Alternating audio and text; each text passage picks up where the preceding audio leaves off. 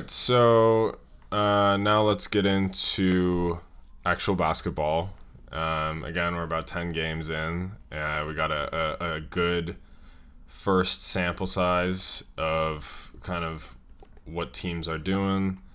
And so we're going to do sort of like a rosebud thorn kind of deal with the teams. I don't, what, you don't like Nobody that? knows what that is. Everyone knows what that is. Everyone knows what that is. Everyone knows what rosebud thorn is. Yeah. Whatever. Good teams, teams that have been disappointing, and teams that we think are going to be better. Mhm. I kick us off with your good team. My very good team is the Cleveland Cavaliers, who are 8-1 and second in the East, coached by J.B. Bickerstaff, son of Bernie Bickerstaff, who I think I've gone around telling people is dead. He's not dead. He's still alive. He was also yeah, he's a good coach. The Cleveland Cavaliers are 40% from three, which is fourth in the league, tied for the second best defense in the league for points per game, and they have the best average point differential in the league, plus 12.3. It's average per game. Uh, Donovan Mitchell's just been kind of going crazy with 31, 6, and 4 on 49% and 41% from three, which is incredible. Yeah, 1.5 he's steals. balling. Darius Garland's also pretty unreal. He's 19, 7, and 3 with 2 steals per game. Not shooting great, only like 40% and 38 from 3, which is good. The other two I wanted to highlight, Karis LeVert is shooting 46% from 3 on 5 threes a game, which is pretty great. Yeah, Kevin Love, fantastic. 12 and 7, 41% from 3. Love's playing And then I, really well. Yeah, yeah, and then I had like Evan Mobley. I don't he's been good. Like he's a really good player. It doesn't really show in his stats, but he's really good. They're really good. Yeah, I'm gonna have to eat a lot of crow on this episode with a few teams. The Cavs may be better than the Bulls. That might be a problem. Wait, I'm where did you have them? playing, Like playing Cavs. like eighth or seventh? I'm pretty sure 8. I want to Oh, say yeah. may be an issue down the stretch for the Bulls. The Bulls played them tough though when they did. I will say that. Good. The Bull, and I don't want to get into the Bulls right now. The Bulls been playing a lot of people tough, but the Cavs have been an impressive side. Cavs have been an impressive basketball team so far, better than I kind of expected, especially Donovan Mitchell. Um, like Yeah. they're probably for real. They've got a really good roster, but like some people didn't really know how it would fit. Yeah. You know, Yeah, I it think kind of some people thought that it was going to be like Mobley's big breakout year, but that's yeah. very tough to do when there's like two super talented ball dominant players on your team, you Yeah. know. And like I don't know, he's playing his role really well. He's, averaging 1.9 blocks per game, which is great. And like, he's a huge part of that second overall defense in the league, as well as like I think they're third in rebounding percentage, defensive rebounding percentage as well. And Thing so thing about Mobley, I feel like it's not a league where big men like him are going to be like put on that like star pedestal.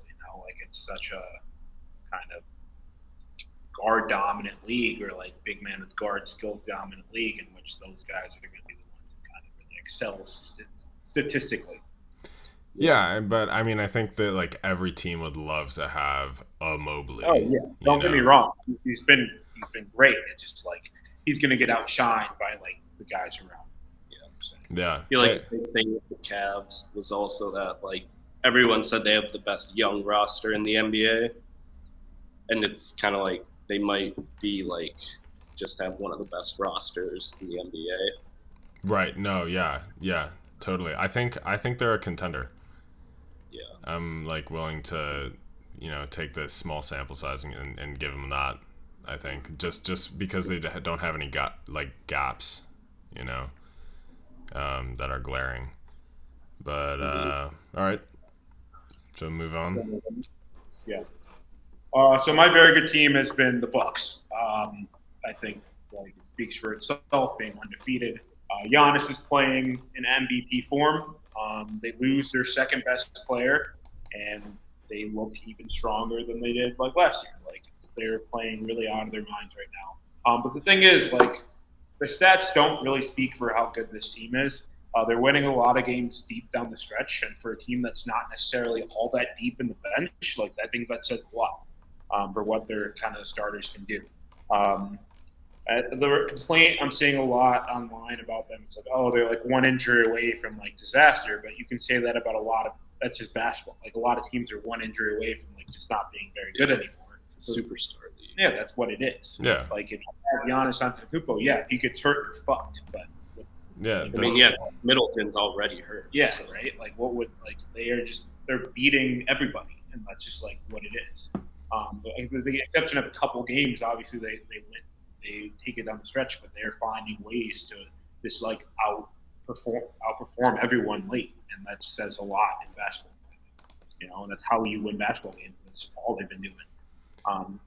Like statistically, they're not going through the roof. Like I think they're shooting threes like 33%. Like they're under 50% from the field, but like they're just dominant defensively, and they just shut people down in the fourth quarter to win basketball games. They are also the oldest roster in the NBA. And so it's sort of not surprising that like all those guys have been around, know how to do it, and like come into the season like guns blazing, like locked in, ready to go. What? Drew Holiday is unreal. Yeah, Drew Holiday is going insane, which was kind of unexpected, honestly. Drew Holiday or Marcus Smart? Drew Holiday. Drew Holiday or Marcus Smart? Drew Holiday. Like all day long. Yeah. Marcus Smart But- hasn't been really the same guys either. Yeah, I guess so. I don't know. They've lost some tough games, and I feel like their schedule's been tough too. The Celtics, that is. Yeah. They have the third hardest. They have had the third most difficult schedule in the league so far. Timberwolves have also had it. Just because like all the bad teams they play are actually doing really well. Bad teams you said were really bad. You said, Well- hold on. No. Timberwolves have had this Is six. it based on opponent record? Look, this is like the freaking, like this is the advanced statistics that I'm seeing here. Okay, All based at on like once? rank. Will be, I don't know. These things are subject to change, but the Timberwolves have had an easy schedule objectively. They have, but they played the Jazz several times. Ooh. Spurs gave you a hard time. Spurs are good. Spurs are All right, we'll get to the Wolves. We'll get Better to the winning We'll get to the percentage. Wolves. But speaking of the Jazz, I want to talk about the Jazz. So Our after Utah Jazz. what? Our Utah Jazz. Yeah, baby. Like, I was saying, like, I feel like, the Utah Jazz are in that kind of play-in tier, like lower play-in tier above, San Antonio, and like I felt like they were equal with Sacramento and Portland at like the bottom of the play-in. They clearly have exceeded that. They're not your typical rebuilding team. They're like pretty old, and like in terms of roster construction, like if you look at the two best guys, that's probably like Markkanen clearly, and then no, not Olynyk, and probably Clarkson, And if you look at like the 2 through 10 from there, it's actually like a really good 2 through 10. I mean, 3 through 10. And like you compare that 3 through 10 to like the Lakers, for instance, like where it's like 80 and LeBron, and then like their role players, and Westbrook obviously who's been doing well.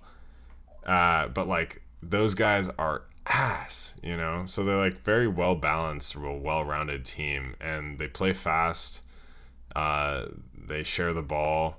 They're second in threes made per game, shooting 37%, solid.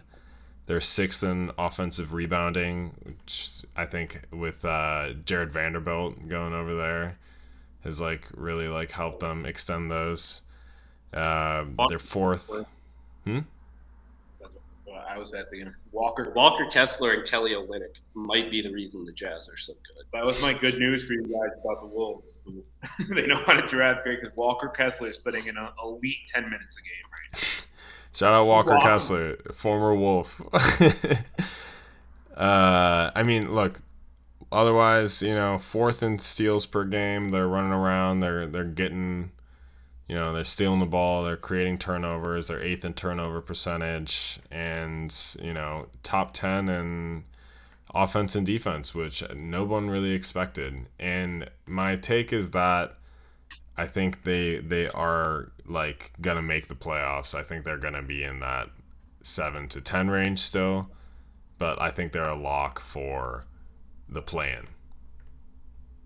Yeah, I agree they're a lock for the play-in. My thing is Laurie's got to kind of cool down eventually. Like a little bit of a unicorn situation. I think I've seen Laurie play, and when he's good, like it's cool, but like there's a waterfall coming on this stream, and it's going to happen eventually. But I think they'll be in a good enough spot where they stay in that position. But Danny Ainge must be throwing up every night when he goes. Yeah, he's probably so pissed. And Victor is not theirs, and it's breaking his heart. Yeah, tough. But I don't know about Lauri Markkanen. Like he might like not cool out. He might like average like a cool 20 and 10, and like he's putting all-star numbers right now. I think he really passes the eye test. Like he looks good. And what we've learned time and time again, like in this modern era, is like guys who have had like years down the line can still somehow like make a little leap. Like for instance, like DeMar DeRozan last year, like, and that's harsh. DeMar was good. DeMar was no. You can't put Markkanen and DeMar in the same kind of category. No, I'm not. I'm talking about like how like it's like a lot of people were writing off DeMar DeRozan like when he was playing in San Antonio, and like saying that like he's probably like gonna be in like a smaller role, and then he like came out and started he was in the MVP conversation for a little bit last year. Yeah, and I agree with that, but like DeMar in Toronto was very good. Like Lauri, like it's hard to pinpoint a point in time in which Lauri was like ever like doing what he's doing right now. Like, and like when he's had games in which he's been good, but then when it gets bad, it's really bad. Like I'm just saying, I'm not trying to on the river or anything, but like as someone who watched him play for the Bulls for those years, like they're like, if this is just what it is, that fucking sucks for me. Because like, where was this? Like another Timberwolves draft pick. Yeah. See, I mean, yeah. Speaking of the Wolves, you look at what Andrew Wiggins has been doing in Golden State this season. You look at Zach LaVine after he left the Wolves. Like these are dudes that are like improved, and like we're further in to their careers, where like a lot of people would expect them to peter off. Brooke Lopez like. Brooke suddenly like developed a 3-point shot and is like an elite 3-and-D fucking center. That's excellent on defense. Like he used to change. It's just he's doing it well. What do you mean he hasn't changed? He's like efficient. He's like he's is doing it just good now. Like Brook Lopez changed his game. Brook Lopez started shooting threes. Zach LaVine was still kind of like a younger player, kind of moving upward. Like I think that Laurie, I don't think he's necessarily changed the way he's played. He's just like doing it good. I think that's like the most important change. No, like that he's like playing like with his game. He's like Brook Lopez. He wasn't shooting threes. I understand that the Brook Lopez case is like a niche thing, but like Lauri Markkanen is playing well, and like sure maybe hasn't like added a bunch of shit to his bag, but he's being efficient in his decision making. He's like making the right reads. He's like killing it on like running the pick and roll and pick and pop. Like he's screening like. These are all things that are contributing to him being a great player this year. Do you think the Jazz are going to end up over 500? Yes. Yes. At what play-in position are you like? They might make playoffs, all right. I don't think they'll be in top 6, but I think they'll be like they'll be like probably under the Pelicans. They're in the 6 to 8 range. I think they're in probably the 7 to 10 range. At the end of the day, Laurie's good until he's not good anymore. Like you're right. He's good. He's playing well. I can't say he's not going to do well because he's only been doing well. It's like Lauri Markkanen's your best player. What are working?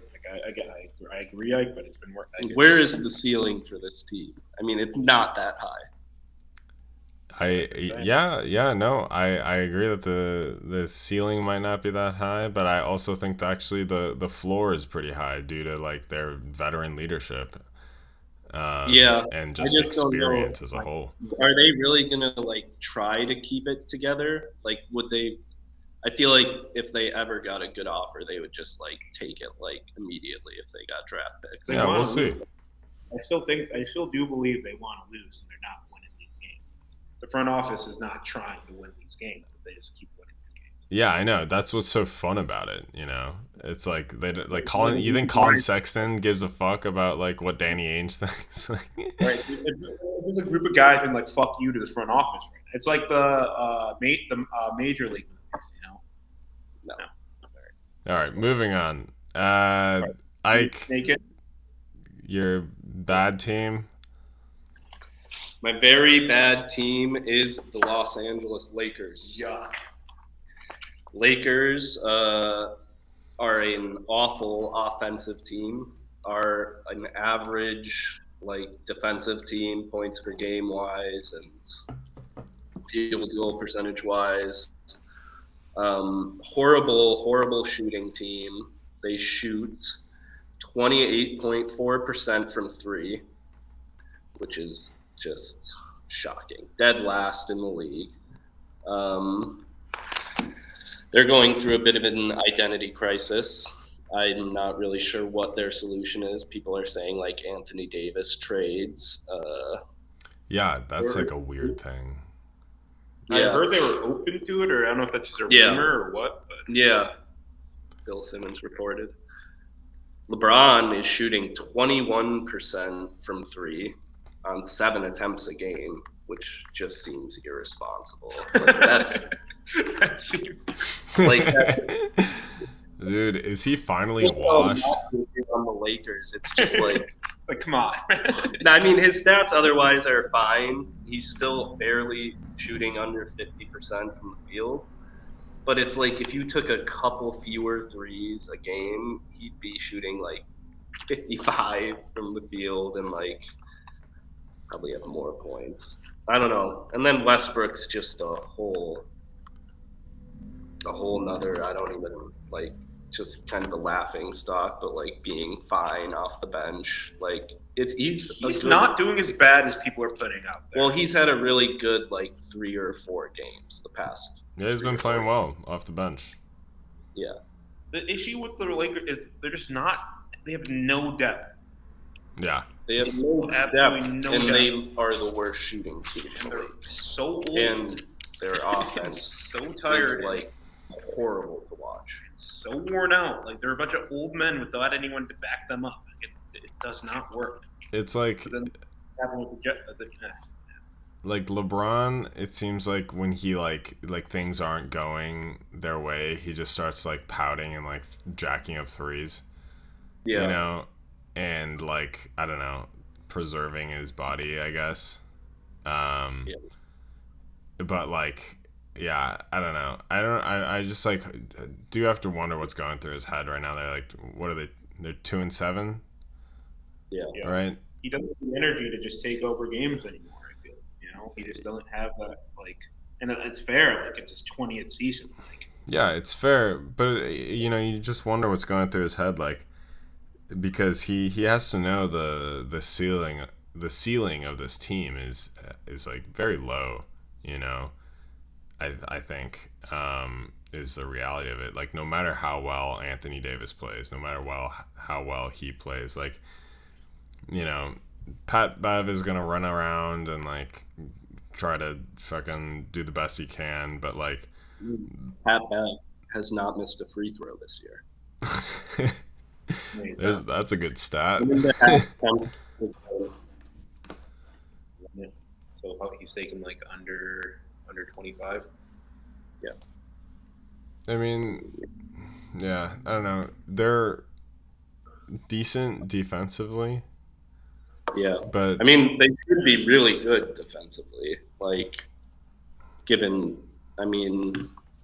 Pat Bev is maybe, he's also only shooting like 20-something, 25% from three. It seems like he's shooting really poorly. Yeah, that really hurts for them.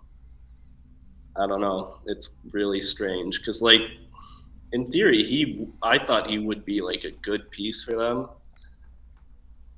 I maybe would have tried to get Malik Beasley. I don't know if that was possible from the Jazz as well in that trade because, like, they desperately need shooting, and he's just like he'll just make shots or miss them. It doesn't really matter whether or not Yeah, I don't know if he's trade eligible. Yeah. Yeah, well, I mean, wasn't Beverly in the same trade though? Like yeah, true. I don't know what the restrictions are around that. Beasley gets paid a ton more, I know. Right. Beverly's. Right. All right, yeah. Well, big darkness over that. I don't know if they'll turn it around. You want to hear some Davis trades?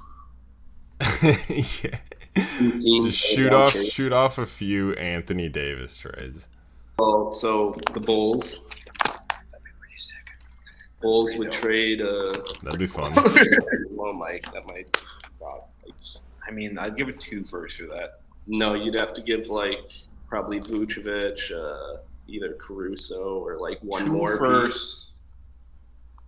They get Caruso back. Anthony Davis. I wouldn't say no. No, I think the Lakers. I mean, I think they probably want more than just Vucevic. They probably would want Patrick Williams. Patrick Williams. Can't have him. It's pretty mids. Sorry, go ahead. The Knicks have a ton of trade assets. I don't know. Julius Randle. Kentucky connection. Randle back to the Lakers. No, I'm saying Randle and him on the same team. Do they have their first round pick next year? The Knicks? No, the Lakers. I think so. Yeah, I think they have a swap with the Pelicans. Yes, that's what it is. Yeah, that's why everyone's like paying attention to where those are at. They beat the Pelicans. Actually, but Pelicans and Nuggets. Good wins. But yeah, I mean, like that they're like they have now. They got their Mickey Mouse ring. Come on, it was legit. Literally in Disney World. All right. It was literally in Disney World. Le Mickey. All right, go ahead. My surprisingly bad team. Another hand up. My bad. 76ers. Not great start to the year for a team I thought was going to be a lot better. They are a team that lacks an offensive identity. through and through. It's basically just like whoever gets the ball, they either pass right away, the person just kind of takes a one-on-one, or James Harden will just dribble up the clock and then try to get fouled or just take a decent shot. That being said, who do we all think the second best player on the 76ers is right now? What do you mean second? Oh, like after Embiid? After Harden. Yeah. It's Harden. I think it's Maxey, and I think Tyrese Maxey has been better than him all season. I've lost a lot of bets on these fucking I've watched a lot of their goddamn games, and I think Tyrese Maxey has been outperforming James Harden as a basketball player, kind of through and through. James Harden, like again, his stats aren't bad, but like there's just something about watching that dude play basketball that just makes it seem like he hates everybody around him. Everything around him just fucking sucks. It's like a black hole of like love for the game is just about this man, and I just don't understand. He can still average 20 and 10, whatever, but there's something about watching him play, and it's an eye test thing, right? Like his stats are fine. I think he's like second in the league for point guards and assists right now. But there's just something about watching him play basketball that just feels like teams aren't going to be successful, aren't going to be able to do it with him. He's incredibly lethargic. Yeah, I think he's like pretty poor defensively. I think he actually has like pretty solid offensively. I don't know if you guys saw that dribble stat that I like. Yeah, the showed amount on. Yeah, it's like he takes like 3 times more dribbles than like the entire rest of the team. Obviously, that was like a little earlier in the season. I mean, it was the Celtics game. That Celtics game absolutely skewed that. He took more dribbles than the Celtics team all combined. Right. Incredible. That's crazy. I mean, I don't know. I feel like I still think Harden clears Maxey. We'll see. What Maxey can do with him out right now. But it's like. I think they'll be able to figure it out. They're just like too talented. They have a ton of talent, right? They have a ton of talent on this team. They just don't seem like they actually want to go out in a basketball game, which speaks to their defensive kind of like lackluster. Like they're not the worst team in the world defensively. But they just don't seem to have like any drive to do it, And I think that speaks a lot on Doc Rivers as a coach as well. And I've been a Doc Rivers guy. I really, really have been. But this is like. You can't get your team up to play defense. That speaks to you as a basketball coach, Or the fact that you have James Harden on your team. I think, I don't know. Like, it was weird seeing, like, in that first Celtics game, seeing them, like, come out and, like, Embiid's kind of, like, lumbering around. Harden's kind of lumbering around. Like I think I'm pretty sure their like fast break defense is like really terrible, and yeah, and it's just like they just look like lazy and lethargic. And I thought that like with the revamped team, they're like everyone's healthy, they're getting back together. I really thought they were gonna like come out and be really good right Embiid off the bat. So like Embiid like. He might just be soft. Like at some point, you might just have to call this man soft. He's played like 5 of the 10 games so far this year. Like this is like at some point you just got to be a basketball player. Stop being put out for like he's like sick. He's not feeling good. He has a cold. Like fuck you. Go play back. Like yeah, the Sixers. All right. So my bad team, unfortunately, are my Minnesota Timberwolves. We're 5-5. The Wolves are 20th in offense. We've had the 6th easiest schedule. What? Depends who you ask. Not a nice opinion. Okay, yeah. It is. Second in 3-pointers given up per game. I'll circle back to that. first in opponent assists. People are just zipping the ball around us. I mean, given we've played the Spurs like a number of times and like they lead the league, I'm pretty sure in assists. Jazz are good at it too. Yeah, but the really bad stat is that we're 23rd in defensive rebounding percentage. There's 2 7-footers out there. One of them leads the league in rebounding. I don't understand. Like no one boxes out on that team, and like these tiny teams are just like snagging offensive rebounds over, Grayson, like 3 of them. Yeah, like Edwards doesn't box out, Russell doesn't box out, McDaniels doesn't box out. Cat like sort of box out. Like Cat's used to rebounding. Like Gobert just is tall and rebounds, and like he's fine. But like, mostly what it's about is kind of the eye test. Like apart from all these statistics, is like it just looks clunky.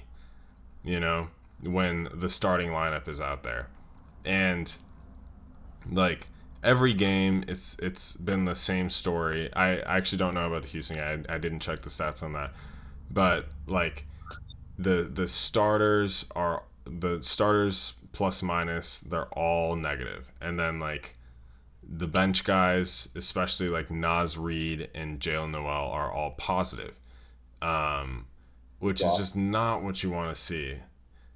And Yeah. like our 3 major usage guys like Edwards, Russell, and Towns all averaging over 3 turnovers a game, not taking care of the ball, and just lost defensively as well. Mike, you want to say something? Yeah, so the thing about your bench, I think that is the biggest reason I put you guys in actually one of my like teams that have to get better reason. Like Rudy's doing his job. Rudy's doing what you brought Rudy to do. I just think everyone else is kind of expecting him to do kind of more and just kind of being a little bit more of that. Like on the rebounding thing, he's leading the league in rebounding, but then everyone else just kind of stops trying to rebound. I know. Like I think that's something you guys will kind of figure out more, and like it's just kind of like an adaptation thing. And I don't want to like suck the wolf's dick or anything, but like I think that is like just showing that like this is kind of a new core that's got to kind of figure it out more than anything really bad. I haven't watched all the Bulls games. I only watched a few, but like how are we feeling about D'Lo right now? Dude, I mean, go ahead, Ike. I think he's not shooting well, which is just kind of something you would expect to improve. I think the longer he plays with Gobert, the more he'll figure out kind of like the pick and rolls and like how his mannerisms on the court and everything. Also, a lot of the turnovers with D'Lo just seem super forced or not unforced, where he just kind of tosses a wayward pass. It seems like a lot of really weird stuff. And I think he'll improve, but like he has been bad and his defense has been bad. Yeah, I mean, I think kind of the main issue is that the offense is just infinitely better when Gobert is off the court. Well, I mean, like he takes up a lot of room, like. Well, yeah, he's constantly down there. They always, even if he goes somewhere, they won't follow him because they're not worried about shooting. Yeah, and he's like a fine passer. And I think the Jazz the past few years have had like some like top 5 offenses in the NBA with him on the team. But you're running into the kryptonite that's been the Jazz in the playoffs. People stop tracking Rudy Gobert to the 3-point line and start patting him. Yeah, I mean, that's what killed the Jazz every time in the playoffs. But you would think they would do it in the regular season too. Yeah, I mean, like there are ways to get around that. I think, but like, yeah, it's just like back when it was Vanderbilt was just much quicker. player, and like Rudy's just kind of he's just too like he's too big to like make these like quick cuts that Vanderbilt could make, and like so it's just like the rolling timing in the pick and roll with D'Angelo Russell is just completely different with Gobert, and he's much more of a lob threat, obviously, but like everyone's expecting the lob, so like that timing is weird. I think they'll figure that out. I think Cat is sort of like pretending to be a guard in some ways. I feel like he's taking like a lot of bad Passing. 3-point shots, and like throwing the ball around, and kind of it feels like he's playing a little bit outside of himself as well. Yeah. But When are we starting to start pointing coaching? What? He's just antagonizing. Bad question. I was asking. Chris Finch is a good coach. I was asking about Chris Finch on the hot seat. No, it's like I actually respect what Chris Finch is doing in like kind of like forcing the starting lineup to play together, even though like the lineup with like Kyle Anderson is flowing a lot better. The now lineup with Naz Reid is flowing a lot better. It's Kyle like Anderson's basketball. The 2 games he's been pretty decent. Before that, he was kind of He shot like 45 from 3. He must have taken like 5 3-pointers. Like yeah, he doesn't shoot that much, but that's okay. It's not. He's really... like good, but I don't think he's really figured it out quite yet. I mean, he's also been hurt. He had like a what else do concussion you want and from a back Kyle injury. Anderson? He just has been kind of invisible. He just hasn't like the past few games. He's been a lot better, but no. I think it flows. He worked his way into the lineup or into the rotation, which is Hard impressive. not to play Naz Reid. It's hard proved not to play be. Naz Reid.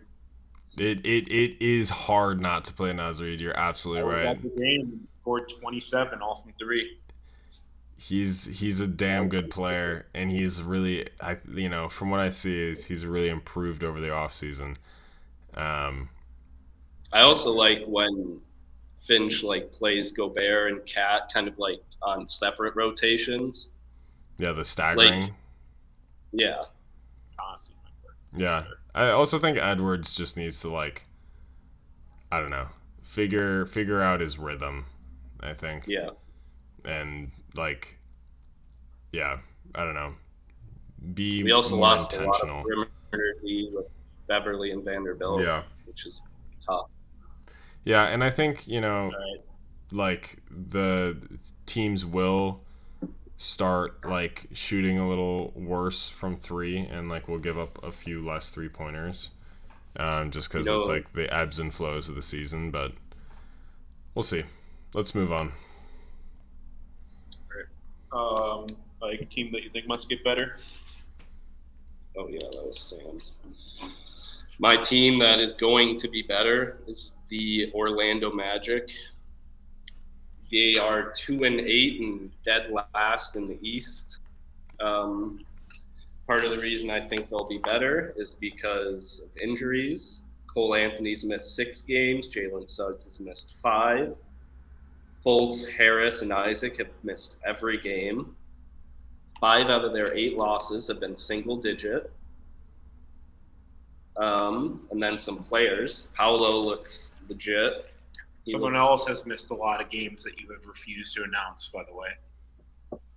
Who? Jalen Suggs. He said that. Jalen.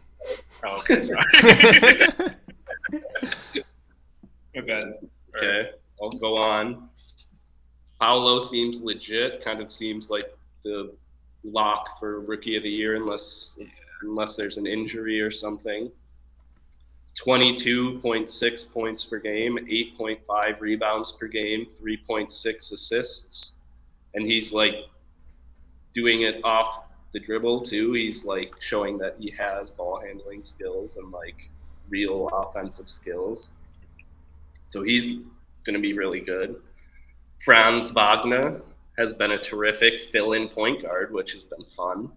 Yeah, he's great. Turnovers are a bit high, but Out of men who run at least 6 pick and rolls per game, he has the 4th best effective field goal percentage. The 60.4.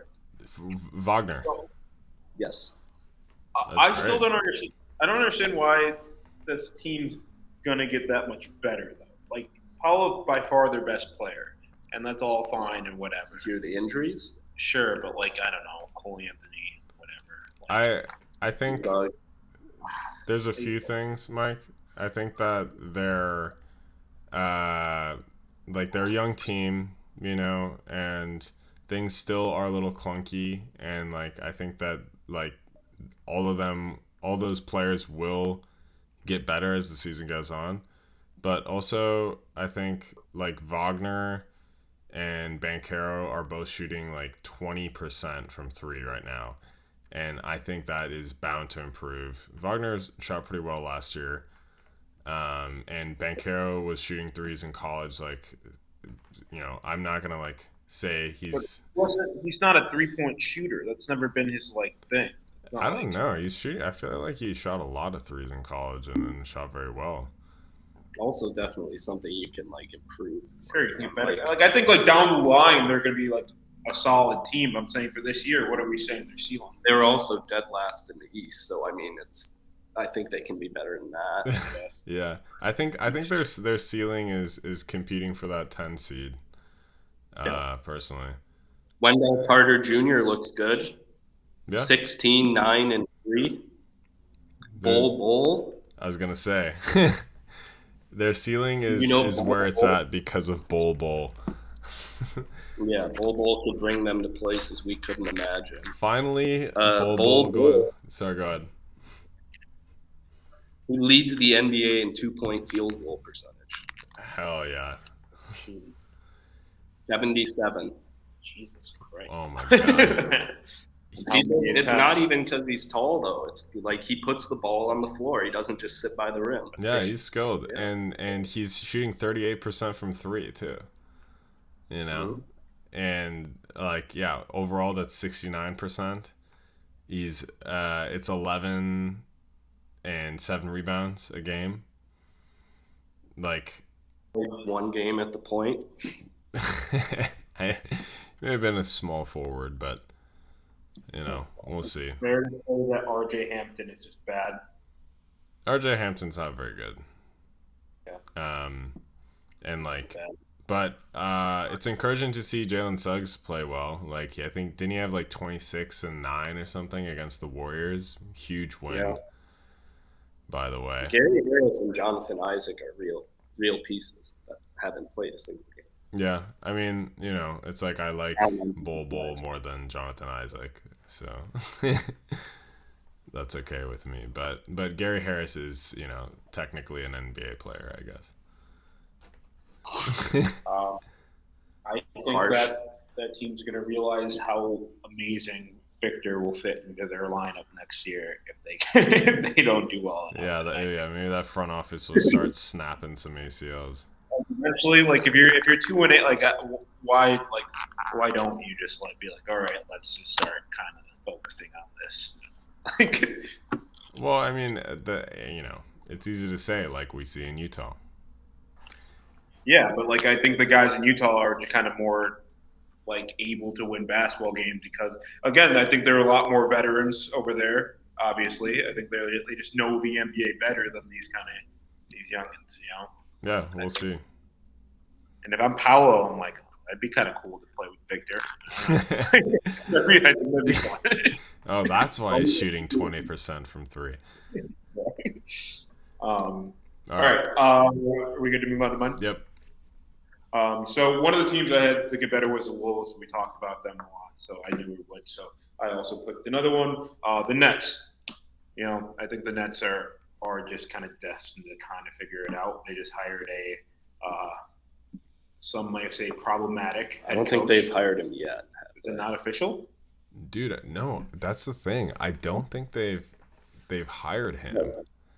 What? No, I don't think they've actually hired him. Yeah, it's very curious. I think a bunch of people in like the ownership group have been kind of like, do we have to do this? What again? did he do? They're not saying. What did he do? We don't know. Well, I think they have kind of hinted that he was aggressively pursuing a pressured married. her. Kind of, she was saying I'm not doing this. No, and he didn't. He was just kind of continuing to pursue her. Okay, That's not and written in stone. I don't want to fall into a Jalen Rose rat hole here. But How was that? for the initial response, what initially kind of came out about what happened, it seemed like kind of a crazy suspension for just cheating on your wife with someone who works. Yeah. So there has to be more than that. It has to be more. And then you had Matt Barnes coming out and being like, "Oh yeah, I heard what happened," but he also may have just been lying. Yeah. I don't know, but it wasn't just him though. It was Richard Jefferson was said something weird too about once you guys know the details of the story or something. It's just fucking tell us, you know. The thing is, you have to be more transparent if you're gonna do these big ass suspensions. I don't understand. I think they're trying right now to. Well, I guess if the Nets hire him, it won't matter. But there's a way they can kind of void his contracts if they find him to have done something through some process, due process. Yeah, there's a way of getting out of his because he just got a big contract. I think he can. I think the Celtics are just able to let him go. They just have to give him permission. I'm pretty sure. Well, no, yeah. Celtics, if the Nets hire him. Is it the same thing with NFL where there's guaranteed money for for those coaching contracts? I think the way right now, if the Nets don't. So if he does coach, he's kind of a proven winner. Again, it's everything up with him is kind of up in the air because how you don't listen to a guy if you're not really sure. Also, I don't know. Would the Nets know what happened? People got to be talking. If Matt Barnes found out, I feel no. People yeah. So this is why I think more stuff is gonna come out because people know what happened. Yeah, because the Nets have to know exactly what happened for them to consider this, and then more people know, and he's back in the spotlight, and then he has to talk to the press. I don't know. We'll see. Who are we protecting right now? Who are they trying to protect? You can't claim it's her anymore because they already came out and said who it is and all that stuff, right? I don't think the Celtics did. The Celtics didn't confirm who it was, but I think it's out through unofficial sources. Kind of funny that the Nets just blamed everything on Steve Nash. That was neat for them, convenient. Yeah, he admitted he had no control over anything going on. Yeah. Well, no one. And I'm not saying it's Steve's fault, but that's a very hard team to coach. I think probably the most difficult team to coach with those players, and it may not have been a job for him. They said it was a mutual, decision to part ways, and I genuinely believe that, He has better things to do than dealing with fucking Kyrie. I feel you saw him lose his mind against the Bucks and stuff. I feel that man was just on edge, and it's it's difficult as a player and a coach to have these little problems here and there that are won't go away, and you get asked, you finish the game, you get asked by the media about them, what's going on with Kyrie, what's going on with Ben Simmons' confidence, you're out on the street, people are yelling at you, what's good with Ben Simmons, play Cam Thomas, and then you go home to your fucking wife and kids, they're asking about it. I don't know. It's got to be tough. Can't believe you just brought that up. You know he was divorced. You knew he was divorced. You knew goddamn well he was divorced. I didn't know he was divorced. I don't know about anything about Steve Nash. You knew his kids lived in Santa Monica. I don't know any of this. Why do you guys know this? Ike's a super fan. Ike does love Steve. I'm really happy Steve Nash doesn't have to go through that now. That whole Steve can focus on Steve for a little. They can put him back in the Champions League coverage. Remember, He he should was have doing started that. Yeah, he was doing that, wasn't he? I don't know. He should have started. That was when the Bleacher Report was doing that. Yeah, he should have started coaching somewhere that wasn't so just inherently toxic. Yeah. That was the most toxic. Well, he was. Yeah, I mean, you walk into that situation, you know that's not like. I mean, what you want. You know, people were saying that he was like doing well. You know, when they made that run to the, you know, what was it, the second round? Where like he was like Kevin Durant was like a toenail away, you know. First round? That was no, the second round, I think. But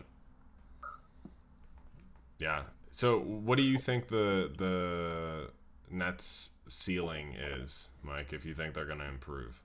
I mean, like a playoff. Like I think they're like. You think they're top 6 in the East? Yeah, right. Well, I think it's the same exact conversation we had last year, and I feel like this team is more in shambles and less talented. But I just think it comes down to games played by Kevin Durant. Like I think like that's going to be the big driving force. He played like 60 games last year. I think he played 54, but if KD like he's played all 10 and he's played very well, right? Like you get a little bit of help. Kyrie starts playing like a little bit of basketball. I think they're a playoff team, and I don't think that's like. It's just like I think they're going to be better than where they're at right now, which is like again they're not like in the gutters by any means. They're like, they're 4 and 6 right now, right? So they're in the 9th spot. Like I think a couple games go the other way. Like they probably could have beaten the Bucks. Like watching that game going into like the fourth, like they had a good shot against the Bucks and they blew it. They had a good shot against the Bulls and they blew it. They're kind of playing reverse basketball. The Bucks, like they're playing good and they have no drive to close out games. Like that game against the Mavericks went into overtime as well. That was close. Yeah, we'll see. I mean, maybe Ben Simmons will, you know, be able to make a layup. I mean, that's like what he's doing is actually maybe worse than what Westbrook is doing. Like Ben Simmons' stats and just general performance are pathetic. And it's like a guy where it's like we're waiting for you for a while to be like, yeah, like I'll play to my level. It's like we've waited a really long time. Yeah, and he like went on like over the off season like with JJ Redick, and he was like, I don't know, I feel like he was talking a lot of shit. He's still just not even. He just doesn't attack. Like there's no drive to attack. Like and that's the thing. Like he was good in Philly when he attacked. Like he knew his limitations in Philly. Everyone knew his limitations. But he kind of overcame that because he attacked. And he was aggressive. And he was he's like an athletic dude, and like has like a great touch around the basket and has not. Has just not been doing that. All right. He's making it harder for himself. Yeah. So I was gonna talk about the Clippers, I guess. Cause like, yeah, I don't know. I'm not like, they're like sure like the best team on paper or whatever in basketball. Or at least like the deepest is what's being told or was being talked about, you know, and like a lot of people have them going to the finals, you know, and coming out first in the West. I don't know if that'll happen, but I think they'll certainly be better than they are now, you know, and like what are they? They're 5-5, you know, but like Kawhi's injury problems are like sort of persisting. Well, half of them are just rest. Like talk about a guy who doesn't seem interested. He does not want to play basketball anymore. I think he just is kind of done with it. Like he gave it all in Toronto, and it's just like like your second best player is Marcus Morris, and that's a huge issue. Yeah, or well, I don't know if it's Marcus Morris. It might. Your second in front of Paul George? No, George. You're saying when Kawhi's not Kawhi, playing? I would probably say Norman Powell is better than that. And I guess Reggie Jackson's been kind of poor, but we'll see. And like, yeah, I was listening to this podcast called the Mismatch on the Ringer the other day, and this guy, one of the hosts, Chris Vernon, was like, if there was a Mount Rushmore of load management, it would be one face, and it would be Kawhi Leonard. And it's like kind of, yeah, like what the hell, man? It's been like so long, It's been a year and a half. It's like a different, like right knee soreness rest, and then they'll put like a different part of his body that he's resting. Yeah, I don't know. It's just like at some point you just have to play basketball. Like, why don't you want to play basketball? I think there's something that kind of being said about like what he did in Toronto. He just kind of gave it all in Toronto. He's like, this is kind of my peak. Like I think I think it could be very likely that he's like, this is what I hit, and this is like something I'm never really going to achieve anymore. Maybe he doesn't want to play anymore, and I think that might be it. Maybe I don't. Yeah, it doesn't make a lot of sense because I feel like physically he could get back to that level, but I'm talking about physical thing. I'm talking about like a mental thing where he overcame every major hurdle, every star on his way into that. That was probably the best individual playoff run we've really ever seen. Careful. Yeah, I mean, I don't know. Whatever. They You could. I mean, that's just a huge claim. Who do you? Let's think about who we overcame. Right, first game, he hits that game winner against the Sixers. Right, the double bounce. The first series. I think that was the second round, and then they played the Bucks in the conference final. Giannis. I can't remember who was in the first round, but LeBron on the Cavaliers. When Kyrie won him a championship, is that what you're talking about? Yep. I mean, Kyrie was better than anyone that Kawhi. LeBron was infinitely better than Kawhi. But Kyrie played against an infinitely better Warriors. Kyrie was better than anyone else. Yeah. Okay. I mean, we can talk about this another time, but the Toronto Raptors winning that championship was it was a miracle. It was because of the Warriors being injured. Let's be real. Wow. Yeah, discrediting. I feel like that's a pretty cold take. No. Let's do bets. All right. Okay, so right now the games that have not started are the Wolves and then the Knicks, Denver Spurs, Brooklyn Dallas, Kings Warriors, Lakers Jazz, and Cavs Clippers. Did you say the Celtics Grizzlies? It just started. Oh. I'll go first. I'll take the under in Celtics Grizzlies 231. Okay. All right. I'll take the under in Kings Warriors at 236.5. That feels like too many points. It's so many points. Oh, are we doing We'll do unders first. We'll do unders first, yeah. We'll just do it Okay. I don't know why we started with unders, but I had to get it in quick. All right. Yeah. True. Do I have to go under? Yeah, we do an under over favorite dog. I thought that's okay. Sorry. I'll go under on the Wolves, honestly. What is it? It's 234.5. Are you writing this down, Ike? We'll just send them in the GC after. Okay, I'm just gonna mark it. Okay, and then back to me. Yep. Let's make it. I'll take the over on the Cavs Clippers. What's it at? 213. Oh, it's low. Yeah, I was kind of in the same boat as you, was just kind of finding a low one. My over is Nets Mavs at 216. That's mine. No, 216 half. for what game? Nets No, Mavs. you said you can't take the same games. It was your rule. You took and the I had to wrong switch. spread. No, I didn't. I took We're that. snaking, right? We're snaking. Who? Yes, you got to find a new game. That's bullshit. That was your rule. That was your rule. It's cheating. Right here. Nuggets at Spurs under 234 and a half. You mean over? Or No. Oh, I'm going over. Yeah. That's a lot of these guys.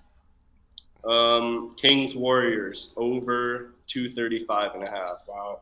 Whoa. I mean, all So right. we're head to head there. All right. All right. Favorites, like, The Heat started. just take them anyways. Just say whatever. Heat -5 against the Trailblazers. Looks like you're looking pretty good on that one live right now, which is actually pretty unfair. All right. That's Mine also sad. had started already, but mine are currently losing. So I had Celtics -3.5. That's it. And they are down 2 right now. So still love that 3.5 line. Probably plus money right now. Yeah, first quarter. No, it's minus 2.5 where I'm at.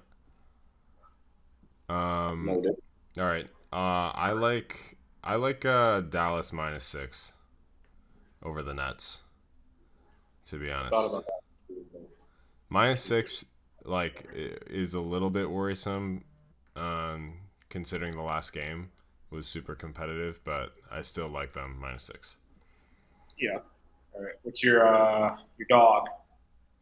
Oh, my dog. My dog. I think my dog is the Kings, just because the Warriors have been such shite. And I don't know, Darren Fox Kings? playing well. What are they plus? +8. 8. All right. My dog's also +8. The Spurs against the Nuggets. Money line dog. If anyone. Oh. It's too late. My dog is Grizzlies +3.5. Grizzlies +3.5. Yeah, I like that. You just faded me across the board there, huh? You took the Spurs. I had to. Asshole. Not a rival, guy. Absolutely not. All right. Well, we're all locked in. Oh, I wrote one down, which was Reggie Bullock over 1.5 threes.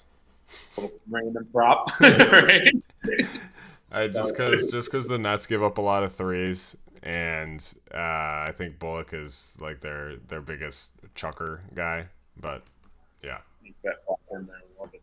All right. Until next time.